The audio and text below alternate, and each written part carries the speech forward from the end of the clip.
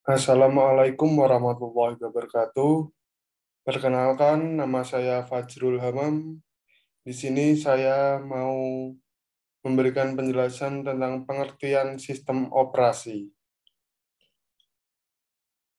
Pengertian. Pengertian sistem operasi merupakan suatu penghubung antara pengguna mesin dengan perangkat keras yang dimiliki mesin tersebut. Sebelum ada sistem operasi, orang hanya menggunakan komputer dengan menggunakan sinyal analog dan digital. Seiring dengan berkembangnya pengetahuan teknologi, pada saat ini terdapat berbagai sistem operasi dengan keunggulan masing-masing. Fungsi dan tujuan sistem operasi. Fungsi dan tujuan dari sistem operasi adalah mengontrol eksekusi program-program aplikasi dan juga sebagai interface antara pengguna komputer dan hardware komputer. Namun, secara umum, sistem operasi memiliki tiga tujuan dasar. 1. Efisiensi. Sistem operasi memungkinkan sumber daya sistem komputer untuk digunakan dengan cara yang efisien. Kedua, kemudahan. Sistem operasi membuat komputer lebih mudah dipakai. Ketiga, kemampuan berevolusi. Sistem operasi harus disusun sedemikian rupa sehingga memungkinkan pengembangan yang efektif, pengujian, dan beberapa fungsi sistem yang baru tanpa mengganggu layanan yang telah ada. Jenis sistem operasi. Sistem operasi dapat dibedakan berdasarkan jumlah pengguna program yang dapat dijalankan, juga berdasarkan jenis software atau jenis hardware yang digunakan. Berdasarkan jumlah penggunaan dan program yang dijalankan, sistem operasi dapat dikategorikan dengan pertama, single user, single tasking. Adalah satu komputer hanya bisa digunakan oleh satu user dan hanya bisa menjalankan satu program di satu waktu. Contohnya DOS atau Disk Operating System.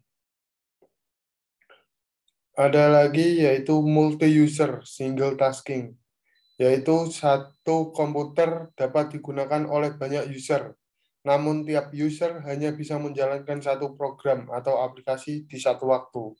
Contohnya novel NetWare yang menjalankan sistem operasi network berbasis DR-DOS. Single user multitasking. Satu komputer dipakai oleh satu user dan dapat menjalankan banyak program di satu waktu. Contohnya Windows, macOS, BOS, GTS, dan lain-lain. Multi-user multitasking adalah satu komputer dipakai bersamaan oleh banyak user yang dapat menjalankan banyak program di satu waktu. Contohnya Unix, Linux, FreeBSD, atau sistem operasi turunan Unix, atau Windows dengan aplikasi Citrix Metaframe, dan lain-lain. Fungsi dasar sistem operasi.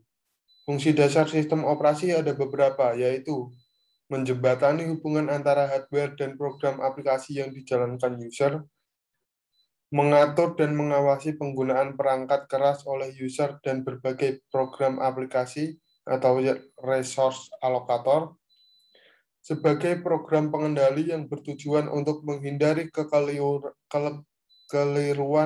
atau error dan pengguna komputer yang tidak perlu, sebagai guardian yang menjaga komputer dari berbagai kemungkinan kerusakan. Manajer sumber daya hardware seperti mengatur memori, printer, CD-ROM, dan lain-lain. Komponen utama sistem operasi. Kernel merupakan suatu software yang membentuk sistem dan memiliki tugas melayani bermacam-macam program aplikasi untuk mengakses hardware komputer secara aman dan terkendali. File. File di sini merupakan file-file yang dibentuk atau dijalankan oleh sistem operasi. File juga di sini berarti sistem berkas dan file sistem yang dimiliki oleh suatu sistem operasi. User interface. Sebuah sistem operasi memiliki karakteristik interface yang memiliki interaksi antara user dengan komputer. Bentuk umum user interface yang ada adalah 1.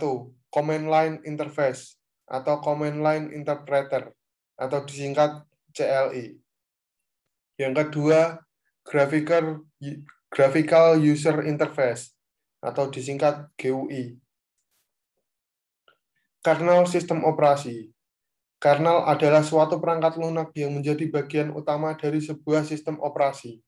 Tugasnya melayani bermacam program aplikasi untuk mengakses perangkat keras komputer secara aman. Karena akses terhadap perangkat keras terbatas, sedangkan ada lebih dari satu program yang harus dilayani dalam waktu yang bersamaan.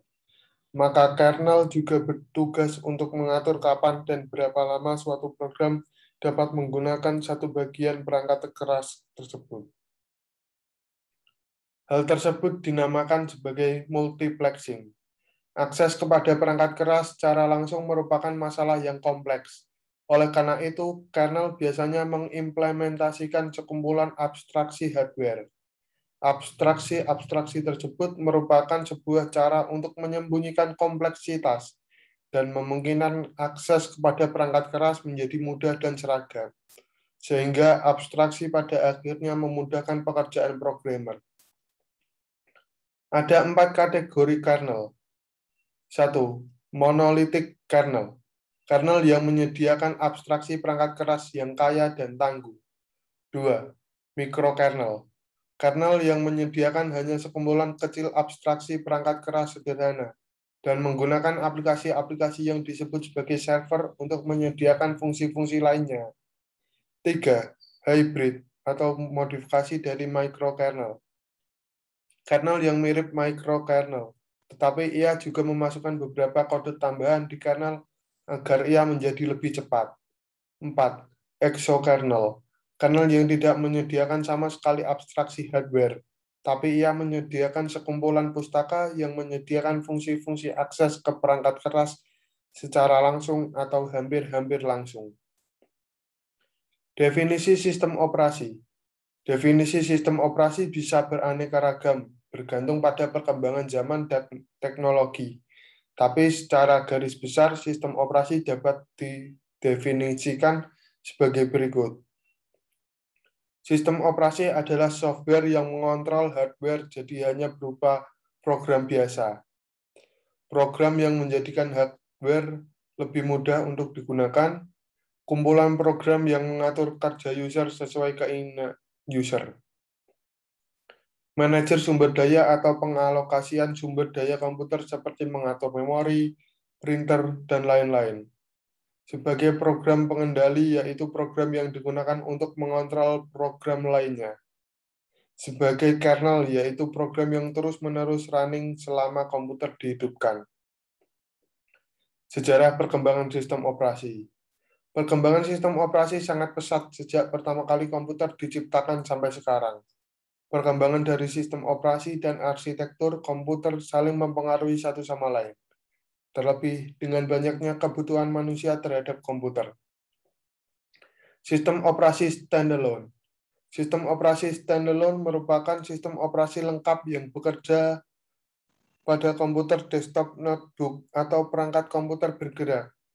Beberapa sistem operasi standalone dikenal sebagai sistem operasi klien karena sistem operasi ini bekerja bersama dengan sistem operasi jaringan. Sistem operasi klien dapat beroperasi dengan atau tanpa jaringan. Pada dasarnya, sistem operasi jenis ini disertakan dengan kemampuan jaringan sehingga memungkinkan user untuk membuat suatu jaringan kecil. Sistem operasi jaringan.